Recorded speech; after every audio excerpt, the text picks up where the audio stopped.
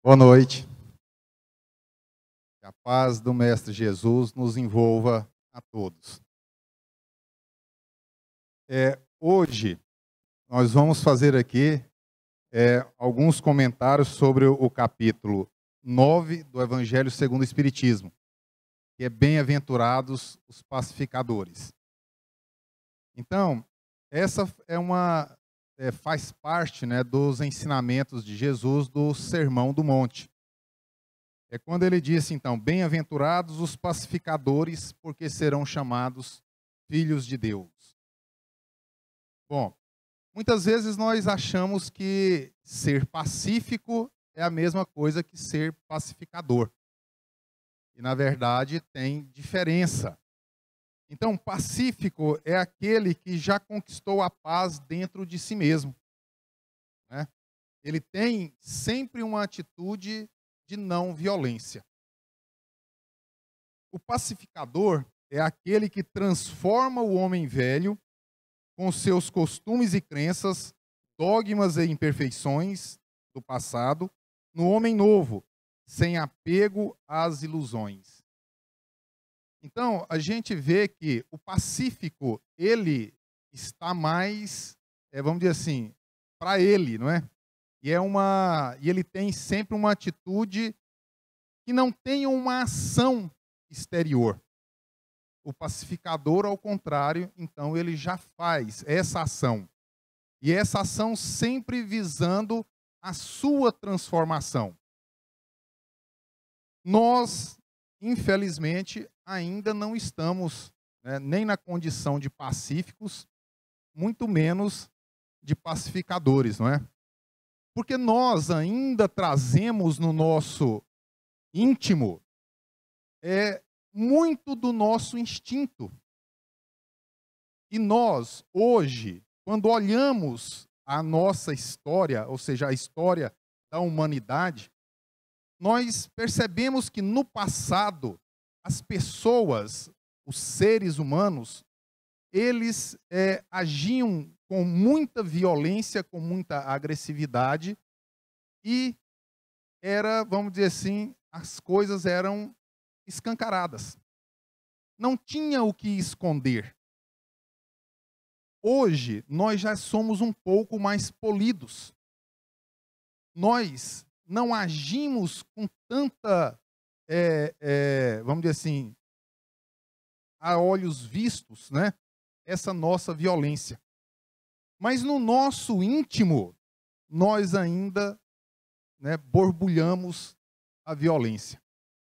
E exemplos a gente pode ter quando nós passamos por qualquer contrariedade. Quando outra pessoa nos contraria. Nós, muitas vezes, não falamos nada, não tomamos nenhuma atitude, mas o nosso pensamento é de violência. Quanto nós já não pensamos em violência quando alguém, sem querer, pisa no nosso pé? A pessoa fala muitas vezes, desculpa. E nós respondemos, foi nada, como quem disse, pode pisar de novo. Mas no nosso interior, o que nós estamos fazendo com aquela pessoa que pisou no nosso pé? O que nós estamos imaginando que estamos fazendo com ela? O exemplo também, nós viemos ao centro, muitas vezes de carro, e chegando ou no caminho, alguém nos dá uma fechada. O que nós fazemos? Dizemos, vai com Deus, não é isso? É como o Haroldo conta, ele disse que, numa palestra dele, ele contando que ele saindo, lá em Belo Horizonte, e ele tinha que virar à direita, ele sinalizou que iria virar, e veio um carro pela direita e deu uma fechada nele. E o Haroldo, nessa palestra, ele fala que todos nós trazemos uma legião dentro de nós. Essa legião é representada pelas múltiplas personalidades que nós já tivemos no decorrer da nossa existência espiritual. Cada personalidade representada pelaquela experiência que nós tivemos no plano material. Então ele disse que naquele momento a legião dele supitou. E ele imediatamente abre o vidro do carro com o nítido propósito de xingar aquele, né, que havia dado aquela fechada nele. O filho dele, que estava no banco de trás, pergunta para ele: você vai brigar? Você vai xingar? Aí diz que ele olha para o filho e fala: estava querendo. Aí o filho dele pega e fala assim: e se esse daí for um dos que assistem suas palestras aí no YouTube? Aí ele falou assim: aí eu tô ferrado. Porque não adianta nós falarmos alguma coisa e, na verdade, exemplificarmos outra. Claro que nós ainda não estamos naquele nível espiritual de sermos capazes de experienciar tudo aquilo que nós falamos. Porque falar de Jesus nós falamos muito, mas viver Jesus nós vivemos muito pouco, não é? Então, para muitos de nós, a paz poderia ser representada como uma relação tranquila na nossa sociedade, não é? Pode ser a ausência de problemas na nossa família, problemas financeiros, ausência de problemas no geral. Pode ser a ausência de violência. Isso poderia ser paz. Pode ser também a paz, para muitos de nós, pode representar simplesmente uma calma, um sossego. Mas será que isso efetivamente é paz? Será que isso efetivamente é paz? Não, isso não é paz. Isso pode representar algo de muito bom, mas paz não é. Então, Jesus também ele disse que a minha paz vos deixo, a minha paz vos dou. Vos dou a paz que o mundo não pode dar. Então, que paz é essa que Jesus então promete que estaria dando para nós? Porque nós, quando encarnamos, nós geralmente nos esquecemos que somos seres espirituais. Nós nos esquecemos. Nós passamos a nos conduzir aqui como se seres materiais nós fôssemos. E, na verdade, nós, apesar do esquecimento, continuamos sendo seres espirituais. Portanto, a paz não pode estar relacionada a nada que seja material. Essa paz que Jesus fala, ela está relacionada com o nosso ser espiritual. Então, que paz é essa? Então, a gente pode dizer que essa paz é um estado de espírito que a gente pode adquirir, onde nós não nos perturbamos com nenhum conflito ou inquietação de ordem material pela qual a gente possa atravessar na nossa existência. Aí eu gosto muito de falar do exemplo da irmã Dulce. A irmã Dulce, em todos os locais onde ela ia, ela sempre pedia uma ajuda para aqueles que ela assistia e que ela carinhosamente chamava de meus pobres. Então ela estendia a mão e pedia uma ajuda para os meus pobres. E em um domingo, ela vai à feira, chega em um feirante, estende a mão e fala, uma ajuda para os meus pobres. O feirante olha para ela e escarra na mão dela. Se fosse com nós, o que nós faríamos? O que nós faríamos? No entanto, irmã Dulce já é um espírito de uma evolução espiritual bem maior do que a nossa. Então ela pega aquela mão com aquela cusparada, enfia no bolso do hábito, estende a outra mão e fala: esse foi o meu. Agora, uma ajuda para os meus pobres. Será que ela tinha paz? A paz que o Cristo prometeu? E nós? Quando nós seremos capazes de chegar a um nível desse? Gandhi, que nós conhecemos como Mahatma Gandhi, ele, na verdade, se chamava Mohandas Gandhi. Mahatma é um termo indiano que significa grande alma, espírito iluminado. Então, na época em que a Inglaterra, ou o Império Britânico, ainda dominava a Índia, e ele andando lá pela cidade, na rua, vem um soldado inglês e lhe dá um soco no rosto.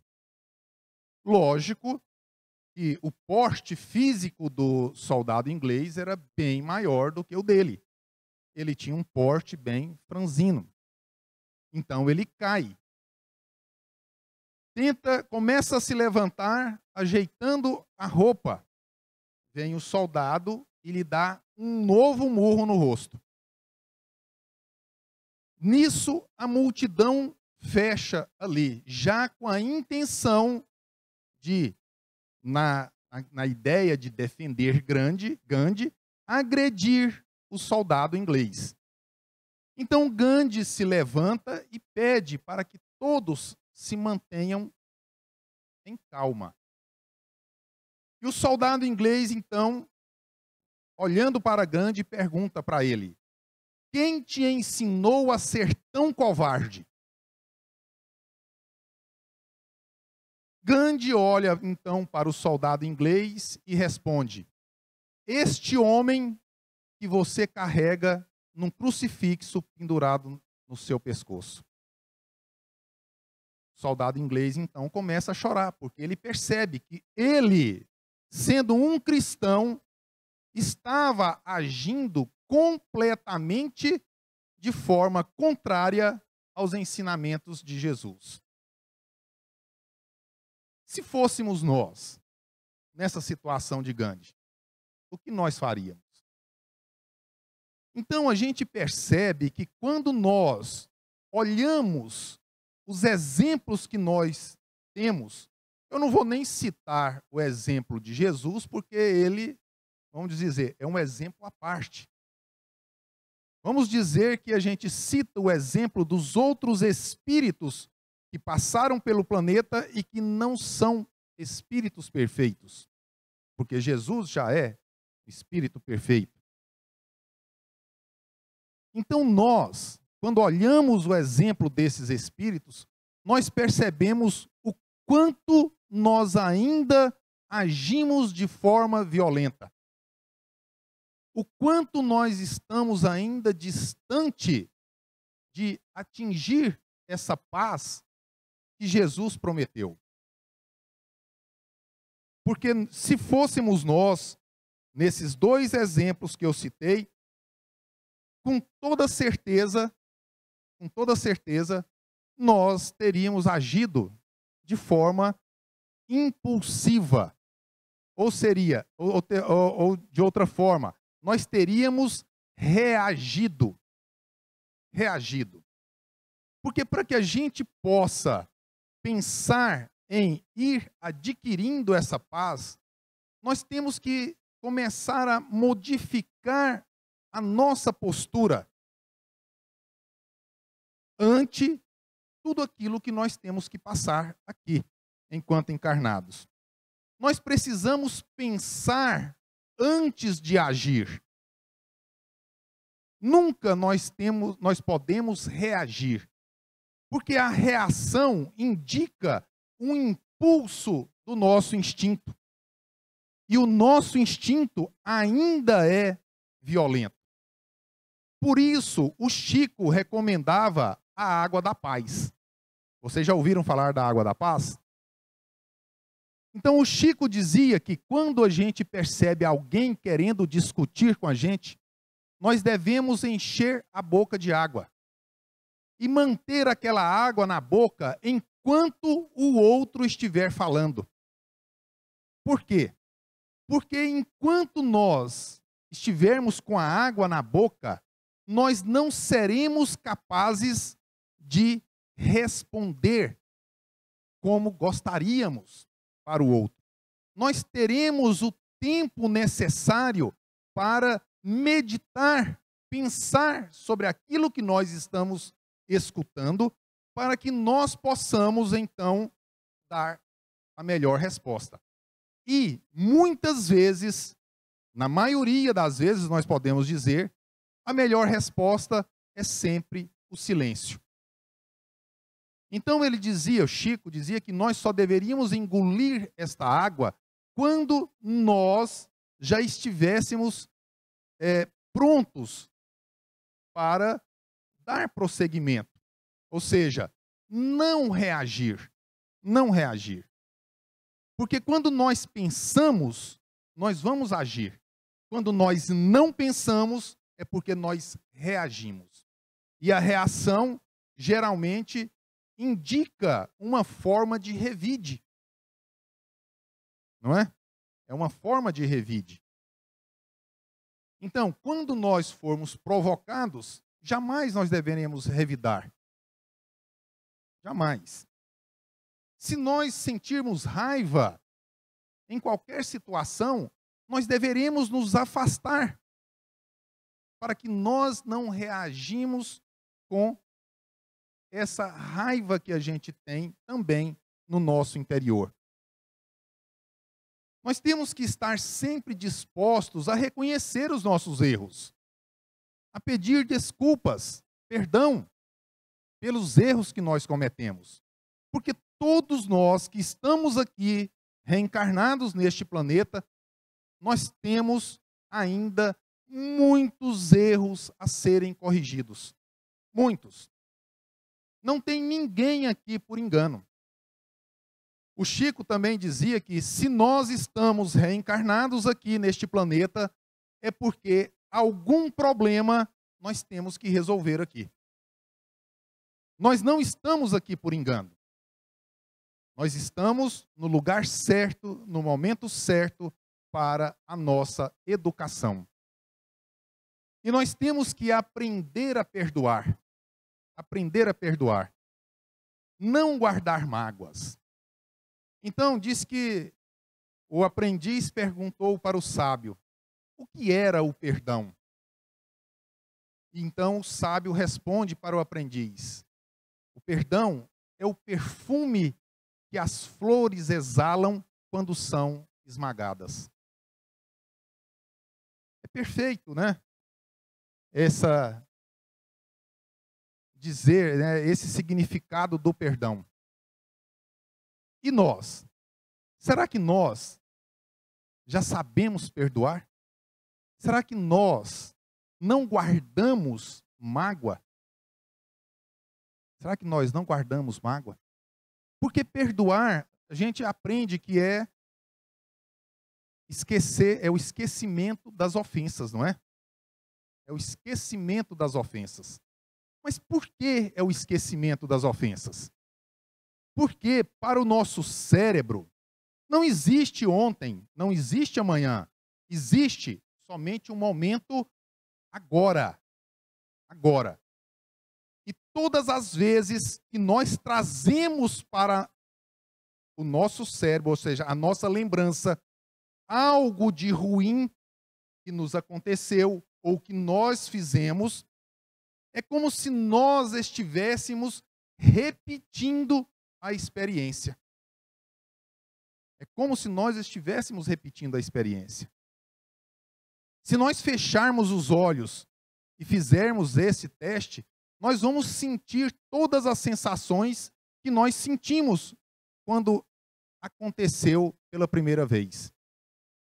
Então, por isso, perdoar ou o perdão é também o esquecimento das ofensas. Porque sempre que nós trazemos à mente, nós estaremos repetindo aquela experiência infeliz.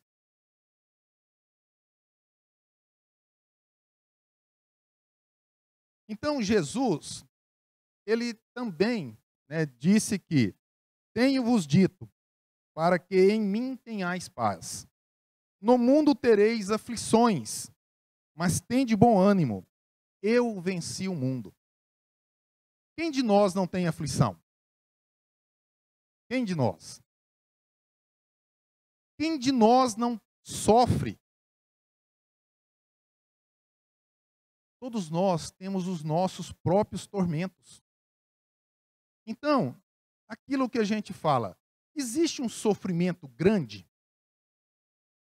Existe sofrimento pequeno? Não.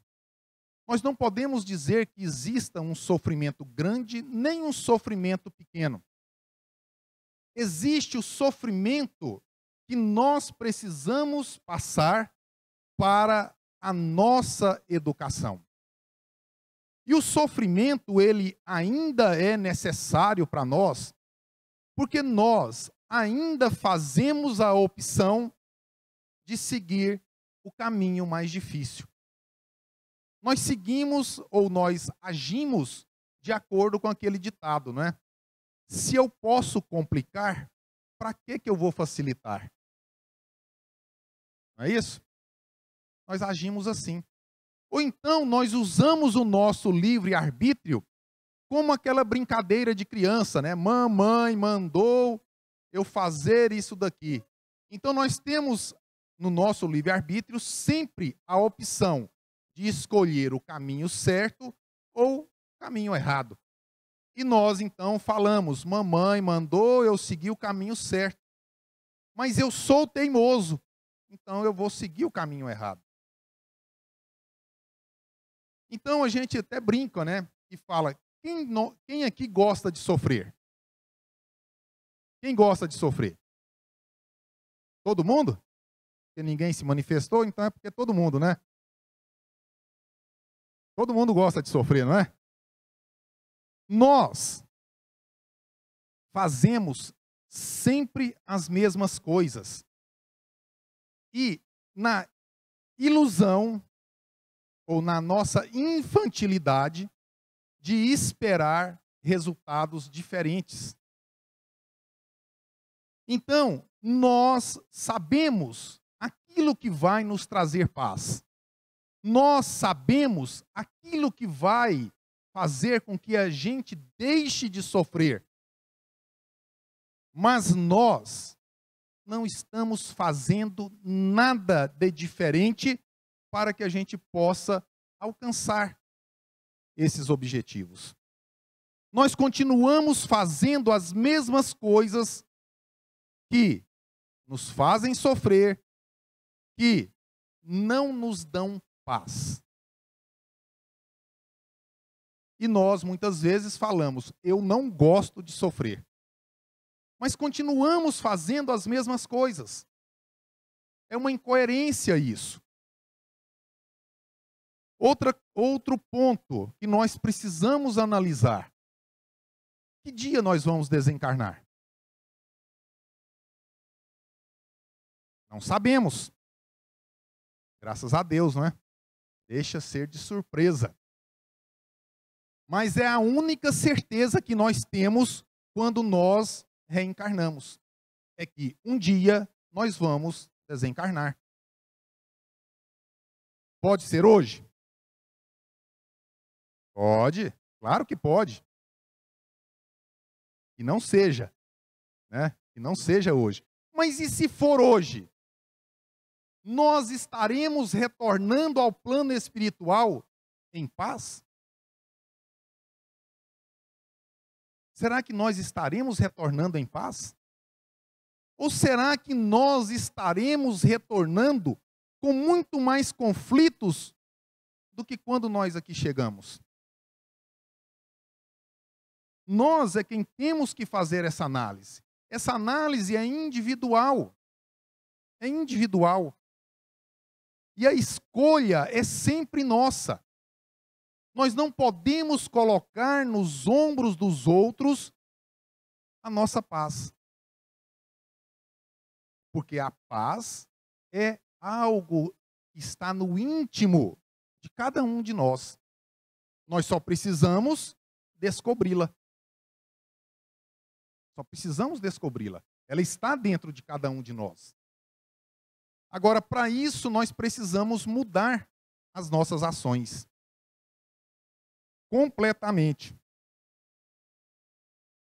Porque paz também não quer dizer passividade. Porque se nós pensarmos que esses espíritos, como eu citei aqui, a irmã Dulce, Gandhi, se nós pensarmos se eles tinham paz, com toda certeza. Mas eles não eram, assim, não tinham passividade da parte deles. A ação que eles tomaram, em cada um dos casos que eu citei aqui, deixou quem envergonhado? Eles ou quem provocou o ato de violência para com eles? Mas eles não provocaram nenhum ato de violência. Mas tiveram uma ação. Tiveram uma ação. Ao contrário, nós podemos dizer que nós somos pacíficos. Receberíamos uma ação como essas do exemplo. Deixaríamos o local sem nada falarmos ou sem nenhum revide, nos dizendo pacíficos.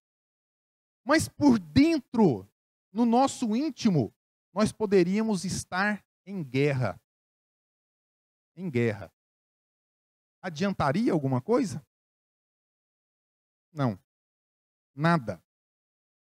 Então, a paz verdadeira, ela é dinâmica. Ela vai ter sempre uma ação de ensinamento para nós, para nos transformar.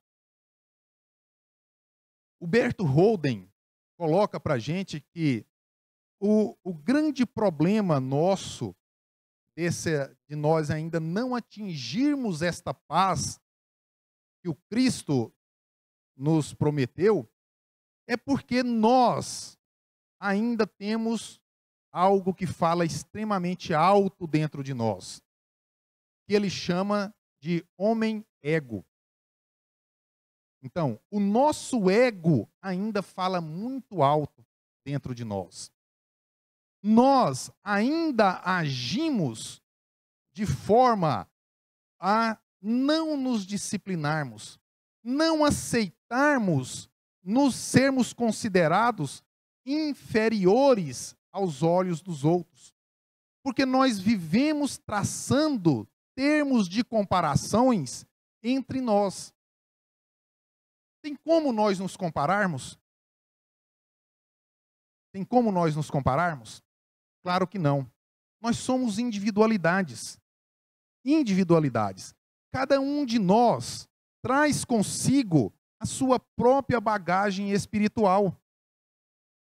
Então nós somos diferentes. Então nós não podemos nos comparar. Não tem como nós traçarmos termos de comparações. Então o Chico, ele tinha uma fala que ele dizia assim: aos outros eu dou o direito de ser como quiserem ser. A mim, eu imponho o dever de ser melhor a cada dia.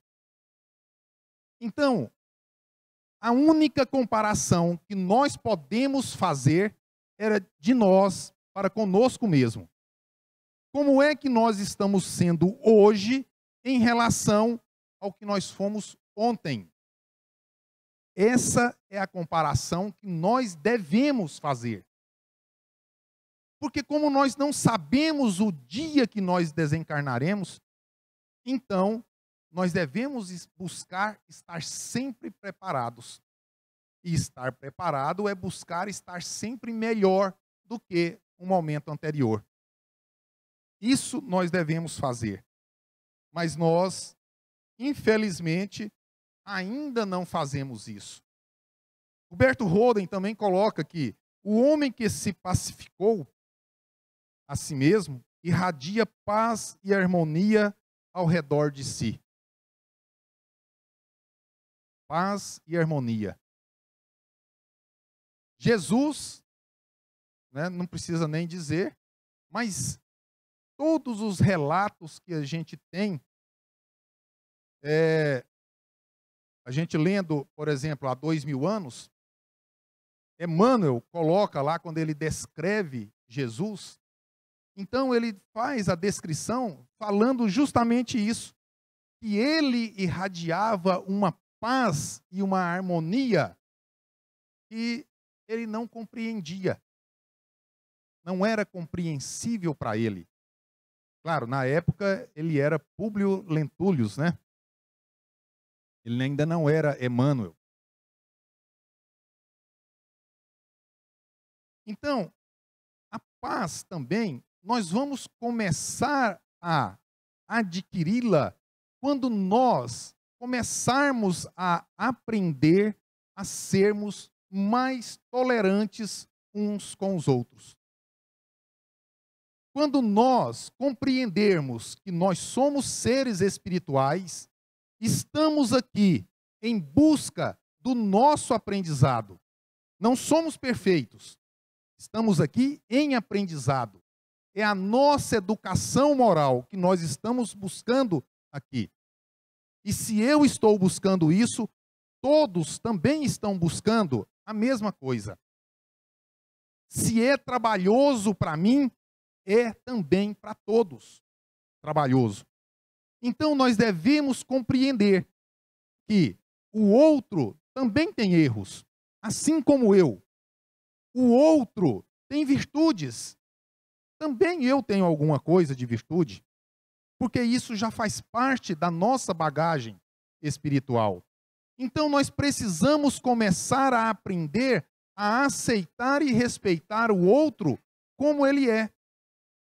Isso é a tolerância. Mas nós, infelizmente, ainda agimos com muita intolerância uns com os outros.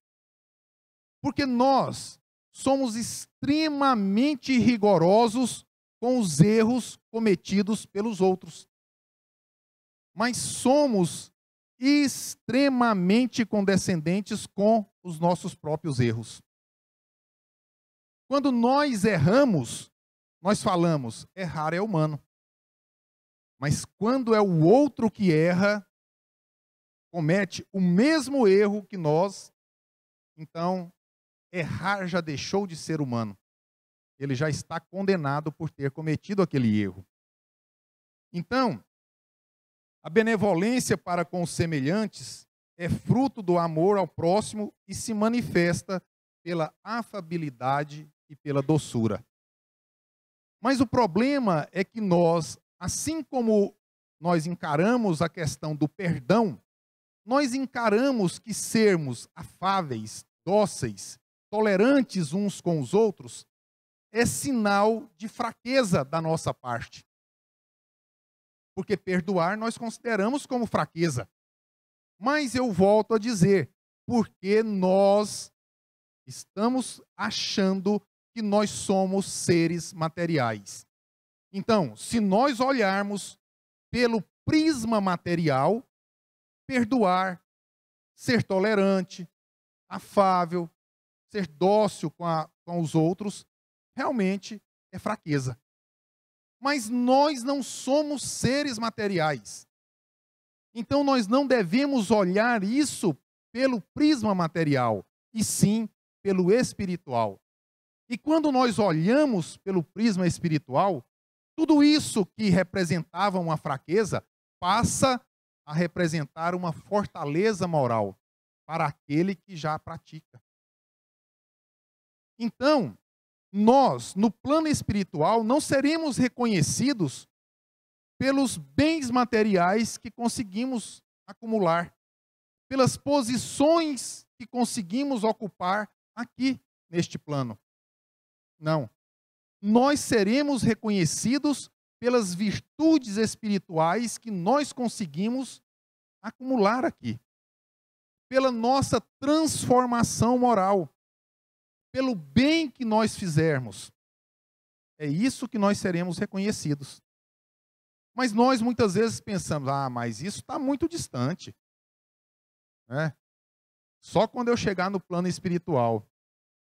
Mas nós temos que lembrar que, para desencarnar, nós só precisamos estar encarnados. Então isso pode acontecer a qualquer momento.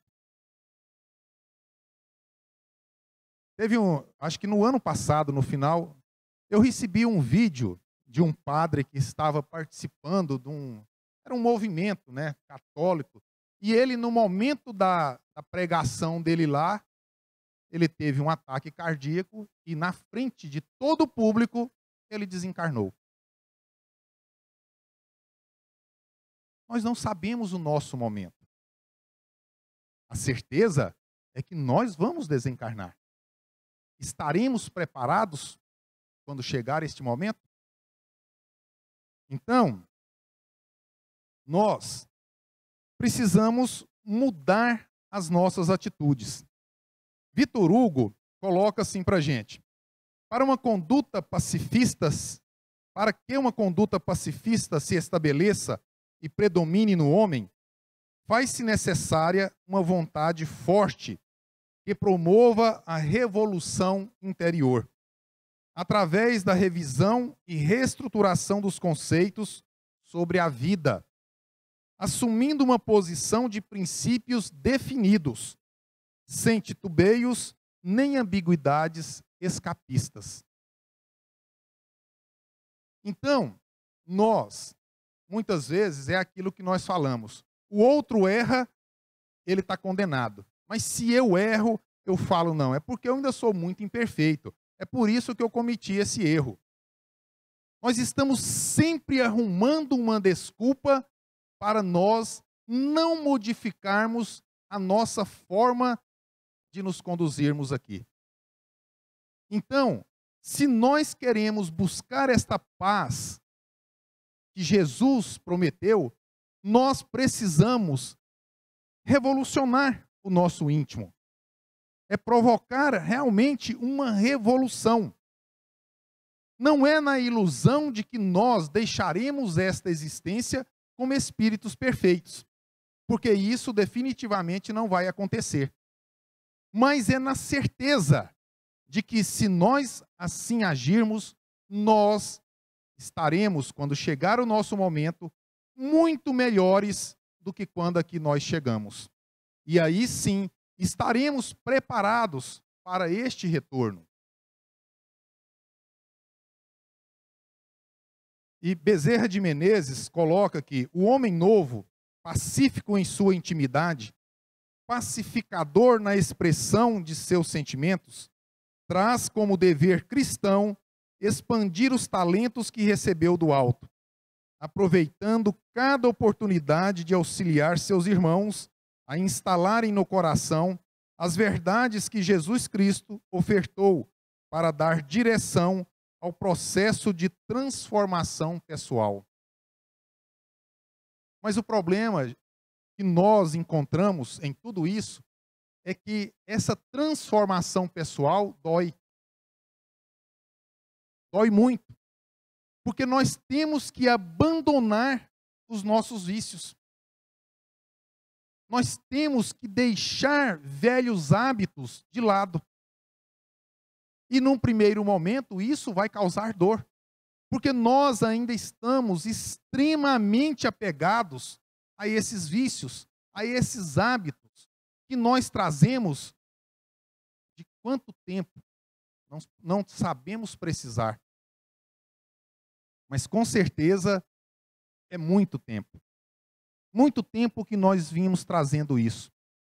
E nós não agimos de forma a nos colocarmos predispostos a essa mudança.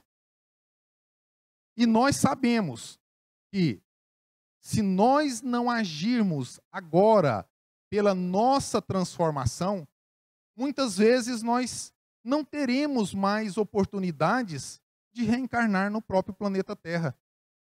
Porque se nós persistimos nos nossos erros, nós muitas vezes seremos convidados a deixar o planeta para prosseguir a nossa evolução em outros planetas inferiores à condição do planeta Terra. A escolha é sempre nossa. É sempre nossa. Nós temos sempre a opção: agir certo ou agir errado.